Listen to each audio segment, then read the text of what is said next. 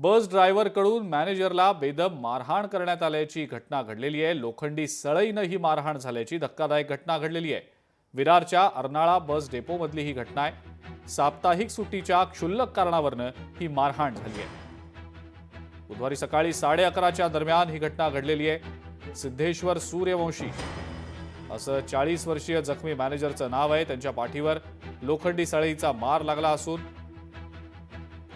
ते जखमी झालेत। नजीकच्या खासगी रुग्णालयात उपचार झालेत। डिस्चार्जही दिला गेलेला आहे। तर 37 वर्षीय मुनीर तडवी असं लोखंडी सळईनं मारहाण करणाऱ्या चालकाचं नाव आहे। याबाबत आता अर्नाळा सागरी पोलीस ठाण्यात मारहाण आणि शिवीगाळ केल्याप्रकरणी चालकाविरोधात गुन्हा दाखल करण्यात आलेला आहे।